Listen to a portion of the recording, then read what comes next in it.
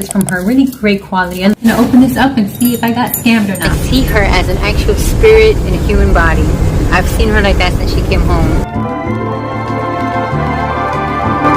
I am highly upset right now. So I just got home from the pool with my niece and my child. New York City public pools have been, well, actually nationally, there's been a lifeguard shortage. I don't know. So they've changed some things around, like they do sessions, hourly sessions, rather than like 3-hour sessions, like it's the norm. I'm so angry. So things like that. Or they cut the Olympic-sized pools in half to supplement. Anyway, I used to go to Wagner Pool. Earlier this summer, I was going to Wagner Pool regularly, but I got annoyed with their rules. They had these strange rules about watches. Like, they made me take off my Casio watch all the time, and they had hourly sessions. They said you're not supposed to take pictures in there, and so they made people get rid of their smartwatches. I don't have a smartwatch. I have a regular Casio digital watch, but this is exactly what they said. The supervisor said to make it easier, just take everyone's watches, and I thought that was so lazy, and I'm like, ugh. I don't care. I don't make a fuss of it. I just sneak my watch in my bra because they don't have a clock there. They didn't have a clock at some point in the summer, and it was hard to tell the time. Anyhow, so I stopped going there. I stopped going there because also one of the lifeguards was constantly trying to talk to my niece who's underage, asking her if she can give him some of her snacks that she was eating. Oh, are you here with your mom? How old are you? Very inappropriate. We all know what it's about. I would see him talk to other young girls too, and outside I saw him walking with 2 young girls after the pool, after leaving the pool, and he saw me. He walked away from them immediately, and I think it's because he knew, like, uh-oh, an adult is watching me. Anyway, so it's inappropriate for anybody in this place to make conversation of this nature with a young girl. The young girl may not know what's happening, but we all do. You have nothing to say to her. If you want to say something, come to the adult. If there's a problem, come to the adult. Anyway, so it got really annoying. I told my niece, next time a lifeguard asks you anything, you tell them, go ask my mom, or go ask my aunt, or go ask my dad. They told me to tell you to ask them. I bet you they won't come to me and ask me. But she doesn't do it. She doesn't listen because she's just young. And yeah, so I started going to Jackie Robinson Pool. And I guess all the pent-up anger from what was happening at Wagner stayed with me. I never did anything about it at Wagner. I wanted to approach the lifeguard and tell him, please stop talking to my niece. If you have something to say, if you need any help with anything, come to me and ask me. There is no problem with my niece. I'm not comfortable with you talking to her in this manner. We both know what you're doing. You're just fresh. You're being a pervert. And it's kind of grooming because we've seen it. Us New Yorkers especially, we've seen it from a very young age. We've experienced it. We've experienced inappropriateness by lifeguards and other men just harassing us, no matter the age difference. So I started going to Jackie Robinson, and I enjoyed it because it's a really cute pool. Like, it's Olympic size, even though half of it is closed, but it's kind of empty on a regular basis. It's pretty dead this end of summer, which is when I started going a few weeks ago. It has a nice, cute little thing for my daughter, a playground with sprinklers. It's really cute. I love it there. They let me keep my watch. I'm happy. They don't have hourly breaks. I'm happy. So we started going there, and there's no issue. And I even can speak to one of the lifeguards about it. I mentioned that in Wagner, the lifeguards would be inappropriate with my niece. And I point to her, and I'm like, she's underage. And it really got annoying. And I told myself, if it happens again, I'm going to complain. My niece tells me, she comes to me, she says, a lifeguard asks me how old I am and if I'm a gymnast. Same old stuff. How old are you? Like, what is it? What is the point of you asking her age? What are you going to do? What is this about? Are you not working? Work. Keep your eyes on the kids. Make sure they're above the water and not under the water dead. Right? So, why do you want to know her age? What's the reason? Oh, we all know the reason. We all know what grooming is like. We all know what these perverts are like. You are in a position of power. You're in a position of authority, of somewhat authority. You are working here. You shouldn't be talking to the children. You shouldn't be talking to the kids. You shouldn't be flirting with the women. You shouldn't be doing any of that. My niece, underage, I can't take it anymore. I get really frustrated. I get really, like, I'm angry. I'm angry. And I'm like, hey, can you please point me to a supervisor? I want to make a complaint about a lifeguard being inappropriate with my niece. And everyone, well, someone points to, everyone is like kind of looking at each other like, And then someone says, in there, her name is Dora, and in that office. And I go in the office and I see a woman, and I go, hey, because there was only one woman and one guy in there, in my vision when I looked in there straight ahead. And I said, are you Dora? And she said, who? And I said, Dora, supervisor. And then the guy hears me. He goes, I'm the supervisor of the lifeguards, and I'm angry. And I'm like, okay, I want to speak to the supervisor, because not you, the supervisor of this place that runs the pool, because I have a complaint about a supervisor being a lifeguard being inappropriate with my niece. I'm talking clear because I'm nervous and shaky. I need to talk firm and clear, and so my voice is really strong. I did not disrespect this man. I did not call him any names. I was just an angry aunt. He gets up, and I don't want to talk to you. I said I'm the supervisor. Get up, you ghetto. I don't want to talk to you anyway, or something. Just shooing me away, screaming, very angry. I'm holding my daughter, and my niece is there. And thank God my daughter's not reacting, and she's not crying or anything. She's just like there. And then I tell him, back up and do not talk to me like that in front of my baby, because he's kind of like approaching, and then he like steams away, like he realizes like, holy crap, I actually am approaching this woman, let me back up.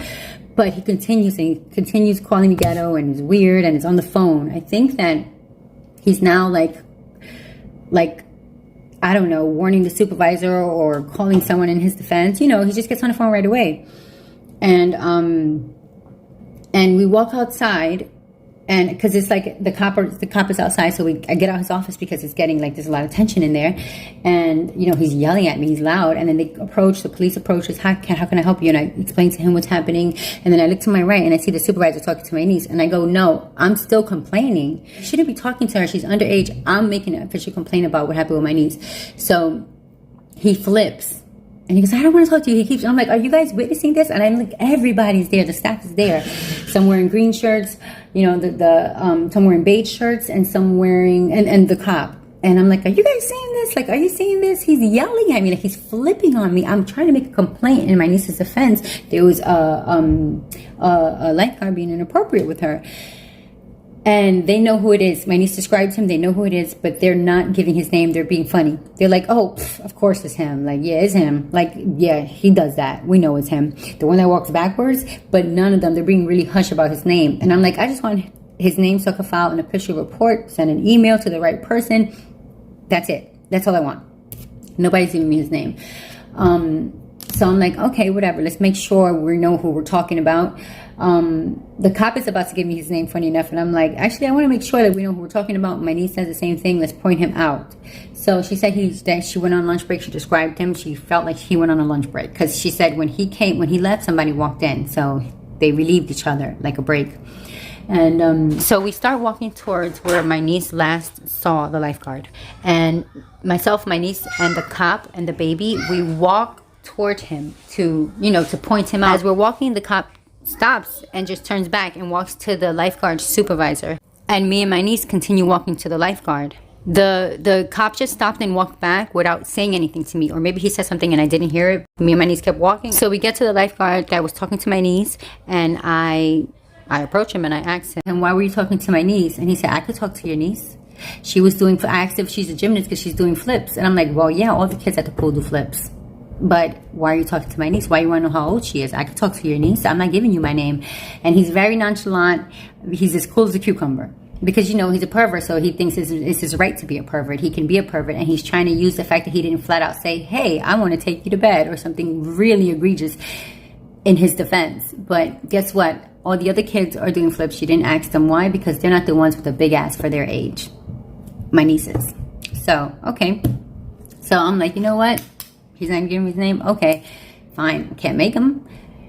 At that point, the lady to my left, she's like a really big lady with a big back. The first one, who I thought was Dora, she goes, Miss, can you just leave already? And I'm like, no, like, yo, it's blowing my mind. She starts flipping.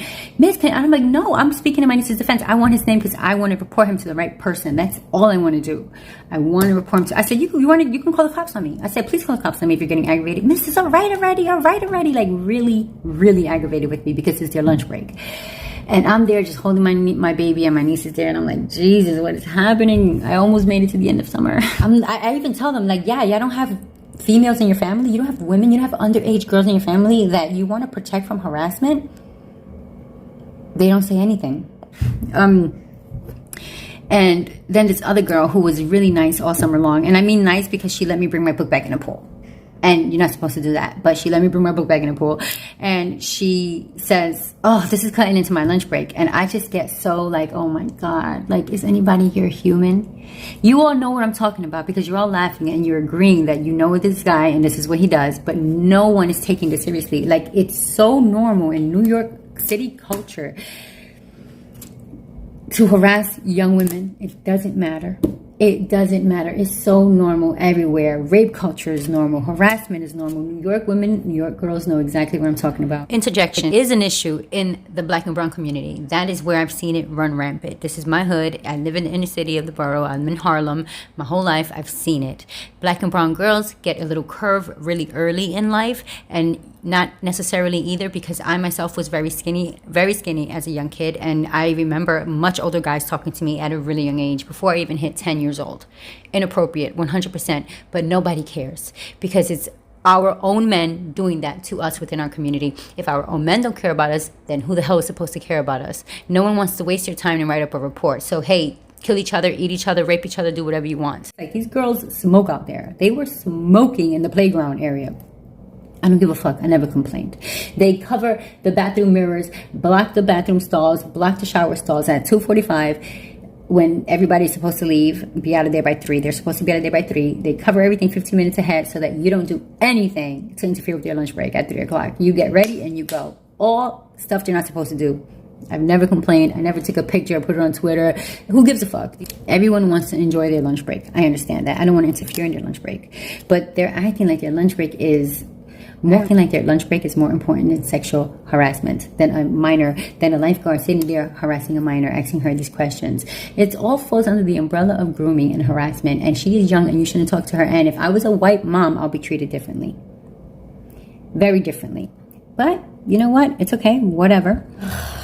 I'm just so aggravated because they treated me like it was a joke. Cop walks back and he tells me, I told you to wait for me. And I'm like, no, you didn't. I even said, like, I didn't hear you say that. But okay, fine. He gets me the names. That's all I want. Rodney Jordan, the supervisor who flipped on me and called me ghetto. Him. Rodney Jordan. The pervert lifeguard, Isaac Piñot. P-I-L-O-O-T. And quick interjection. I don't like using the word ghetto, especially in a serious manner, to describe anyone, because it gets you nowhere. Because if I say ghetto, the white person in the room, the white person watching this video, the person that I'm complaining to, whoever is a director or official that I'm about to tag, the white person is going to be like, oh, Black and brown people doing what they do. If this hits the news, all the white people watching are going to say, oh, Black and brown people doing what they do in their hood. I don't want to use the word ghetto. I wasn't being ghetto. I was angry. I was an aunt. I was talking clearly and clearly so you can hear me. Yes, I was angry, but not at him. I was just angry. Clear tone, and he didn't like my tone. I could call him ghetto, but why would I do that? What point is I going to make? He was just an unprofessional piece of shit, and he had an attitude of a person that will punch. If you're a woman, you better speak to him a certain way, like a fucking mouse, or he'll punch you in the face. Like, he gave me that energy, strong energy, like he just got out of jail for murdering his ex. Honestly, that is the energy this man gave me. The lifeguard being a pervert, they're everywhere. I'm just really blown away by the entire staff. Like, I'm not going to say the entire staff, because of course there was like security guards downstairs that didn't know what was happening, people that were not there.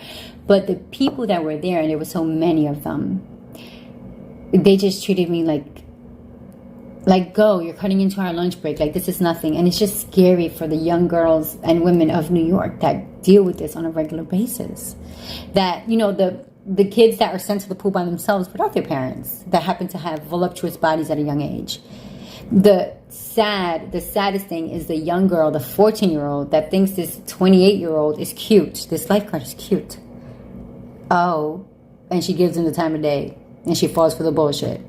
You know what I mean? Like, oh, this 28-year-old lifeguard, she doesn't know he's a bum.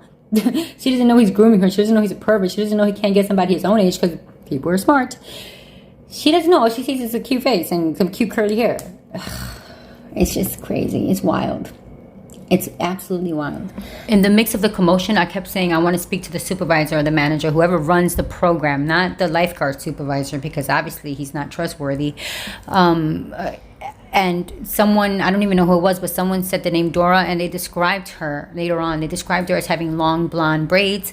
Someone that fit that description came up when I was getting dressed in the locker room. We were the last ones there, obviously, and I was getting dressed really, really fast because I'll be honest, I had gotten scared. I had gotten shook up because I'm outnumbered, I'm with my baby, and everyone was being really aggressive for their lunch break. And I just kept feeling like the feeling like overpowered. Like it was just, you know what, let me get out of here. Let me get to safety. That's honestly how I felt.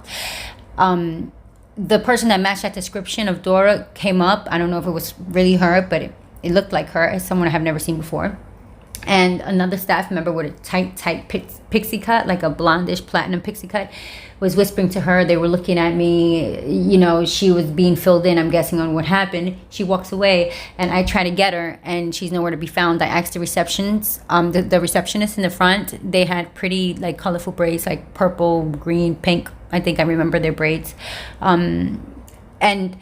And they said they didn't know who I was talking about. And I believe them because they look young and innocent and new, and they probably don't know her. So, you know, sometimes the managers, they're just in their office all day. So I just left. At that point, I just left. But she was up there. She had the opportunity to take a report. Like, this could have all stopped right there. It could have stopped right there in that facility.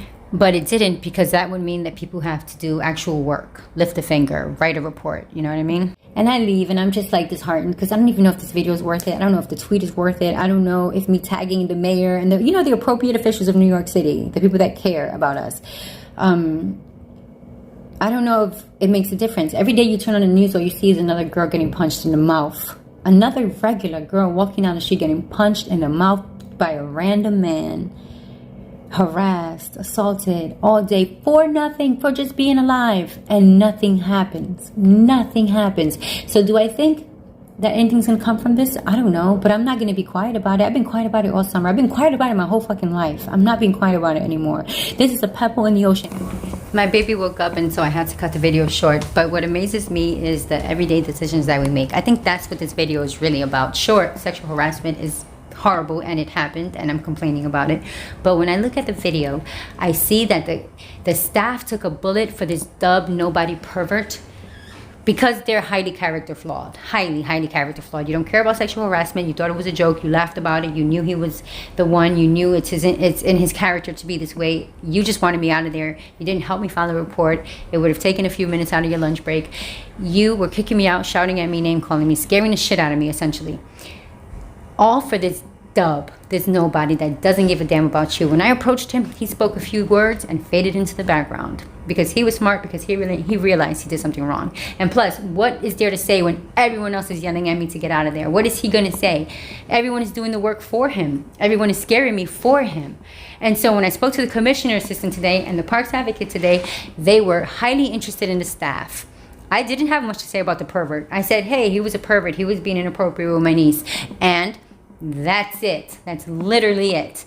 Everything else became about the staff. So this just makes me think about the everyday decisions that we make. And they're driven by our character. So if we could work on our character, then our decisions would be way better, and we'll be way better off in life. The Parks Department is huge. You can get several jobs there once you're in there, especially. All these people are in there, and now they're most likely fucked. They're not going to get another job under the Parks Department. So you're messing with your money for nobody, for a nobody.